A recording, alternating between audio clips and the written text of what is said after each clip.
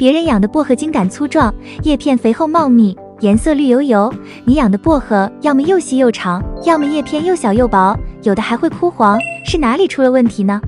其实薄荷养活容易，养好难，想要养得郁郁葱葱的话，那么一定要注意光照和修剪。具体需要怎么做呢？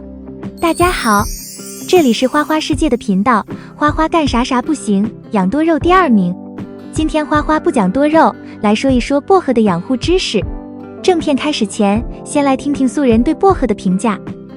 妈妈，这个多肉有一种清新的味道。这个不是多肉，叫薄荷。薄荷不是牙膏吗？薄荷不是牙膏，是大多数牙膏是薄荷味的。你不是喜欢多肉吗？怎么又养薄荷了？因为夏天快来了，它有一定的驱蚊效果，而且可以煮鸡蛋吃。我不要吃牙膏味的鸡蛋。夏季就要来了，家里种点薄荷，好处多多，不仅能带来阵阵清香，能驱蚊驱虫，还能食用，而且容易繁殖，可以说是非常好的一种植物。下面就具体看看怎么把薄荷养好。1. 薄荷的养护方法。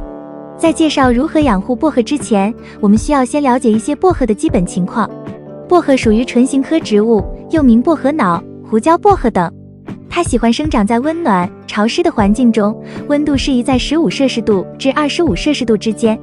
在夏季高温天气，薄荷容易出现生长不良、枯萎等情况，此时可以考虑将它放在室内或者遮阴处，保持土壤湿润，避免直接暴晒。对于浇水，最好进盆让它吸饱水。看到薄荷叶子向下长，不再挺拔，就需要浇水了。缺水时间久了，薄荷会干枯而死，所以浇水要及时，但也不要长期泡水里，容易引起烂根。施肥方面，薄荷比较喜欢有机肥，可以每月施1次有机肥，同时也可以适量添加一些磷钾等营养元素，有助于提高薄荷的产量。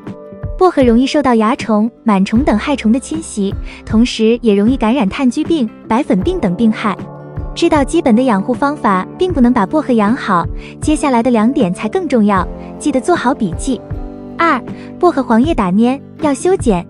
随着天气越来越热，温度变高，湿度变大，特别是夏天，很容易把薄荷晒伤，或者让薄荷出现缺水，这时薄荷就会出现叶子发黄打蔫和叶片脱落以及枯萎等多种不良情况。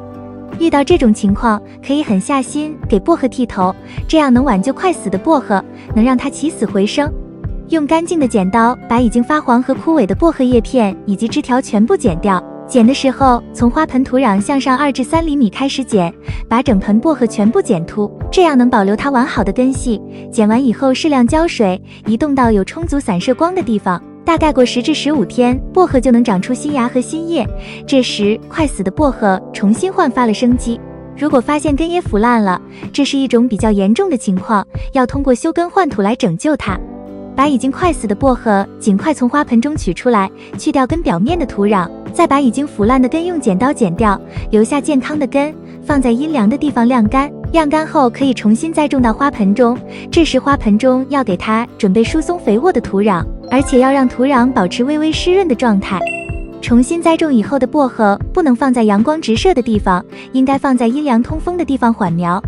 10至15天以后，薄荷能重新生根并长出新叶，而且越长越多。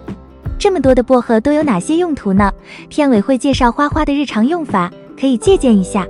因为薄荷怕高温，怕强光直射，夏天养护薄荷的时候，一定要让它远离阳光直射的高温环境，尽量放在阴凉，而且有充足散射光，并且通风良好的环境养护，这样能避免薄荷因为温度过高、光照过强而死亡。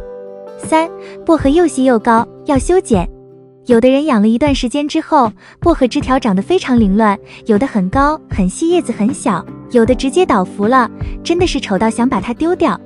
首先要先明白，薄荷要是出现这样的问题，第一点就是缺光导致的徒长，还有一个导致徒长的原因，那就是没有很好的修剪。薄荷是要勤修剪，株形才能长得更好的植物。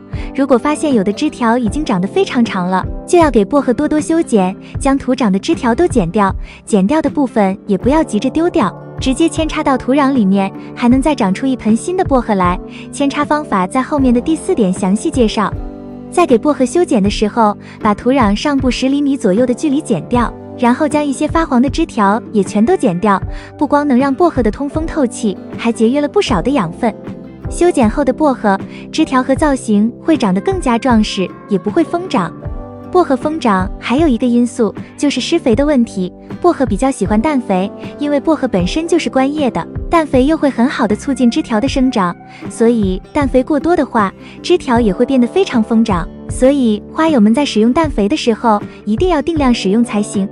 4. 薄荷繁殖。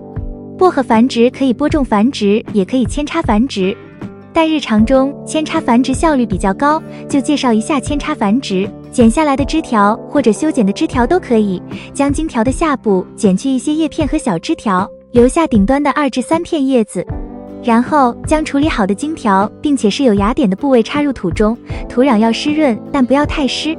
将盆放在通风良好、阳光充足的地方，保持土壤湿润。如果温度适宜的话，1周内就能出根，等到已经出根，并且有小小的绿叶快要出来时，就可以移盆了。5. 薄荷的吃法。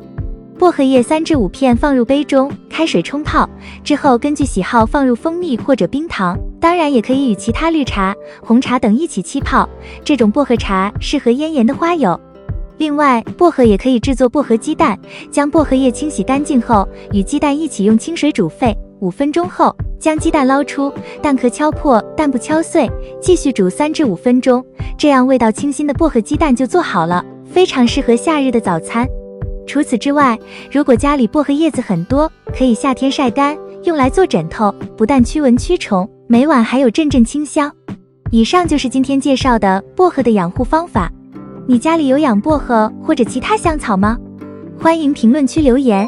如果花花的内容有疏漏或错误，欢迎指摘。感谢观看，感谢粉丝一直以来的喜欢和支持，我们下期见。